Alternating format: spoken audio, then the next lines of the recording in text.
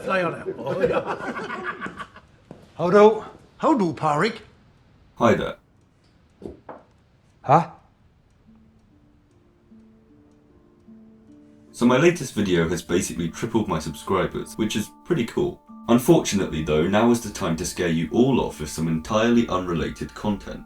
I will have a longer video coming out soon, but that was taking ages, and after seeing this film in the cinema, I drunkenly committed to releasing a review before scribbling some thoughts down amidst a stupor, so here we go, I guess. No spoilers to worry about this time, by the way.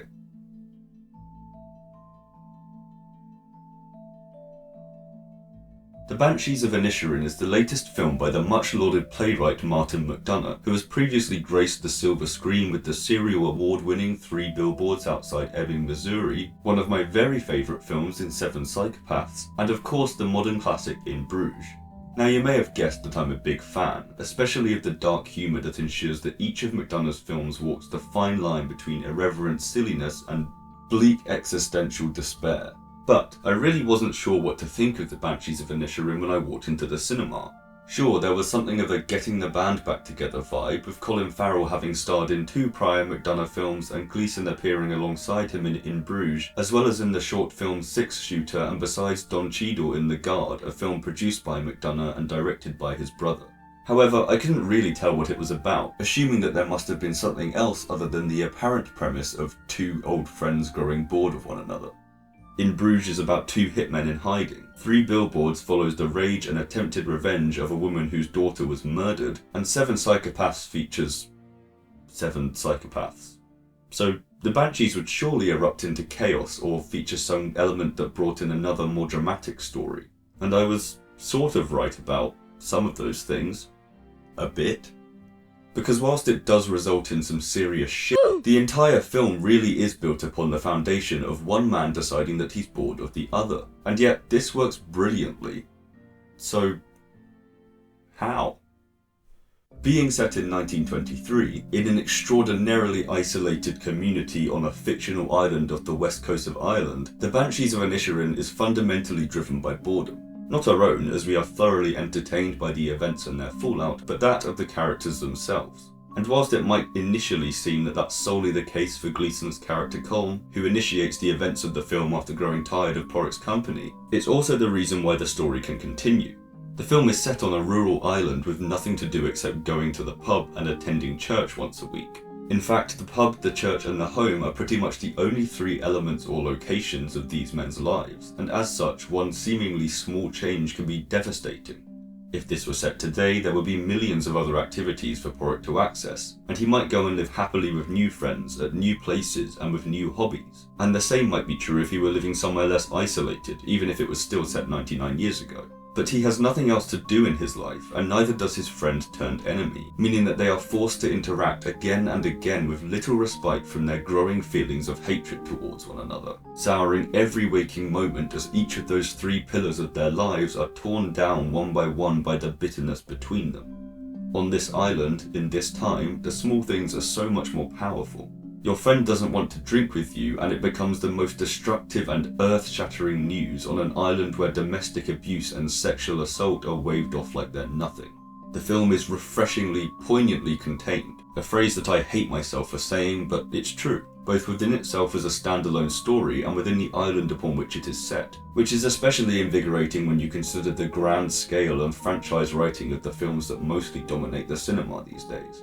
Mad how it's been 3 years and people are still livid at Scorsese for saying that other films should exist. But back to this Marty. McDonagh takes us on an impressive ride from this minuscule premise through every conceivable direction that it could take, bringing about questions of mortality and morality, of whether it's better to be a good friend or a great artist, of who shall be remembered and how that will happen, and whether there is or can be room for a god in our world, and the existential dread that emerges from so many of those themes. It covers such enormous ground, all whilst raising the grim tension that builds at a perfect pace that somehow still leaves room for laughs. For instance, we have Dominic, who seems like nothing more than a comedic side character at first, following an arc worthy of a main character, all whilst in the background, only really emerging at those points when the tragedy of Pádraig's life collides with his own.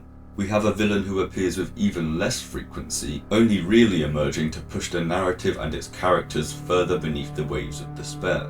We have a sister whose intelligence and ambitions are always hampered by the role that she occupies as a citizen of this moribund rock. And we have a little donkey who steals the show in one of the best animal performances since Jed was the MVP in John Carpenter's The Thing.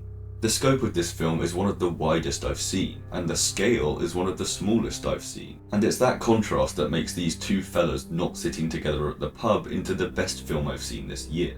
We zero in on the island at the start, descending from the heavens to take in the show and laugh at the lives of the mortals, and it's not until the end that we retreat. We are the eponymous Banshees whose presence demands death, if only for our own amusement.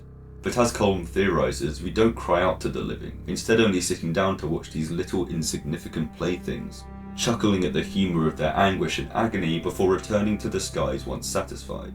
But, hopeless as that seems, it was for me cast into a new light by one small moment, when the Banshee-esque character of Mrs. McCormick, who operates as something of a fool in the Shakespearean sense, casting out wisdom and oracular insights for the other characters to heed, though they rarely do, laughs at being called a nut job by the character whom others clearly believe to be the second dimmest person on the island. A character whose kind attributes and very existence are highlighted as being temporary even by the other humans there.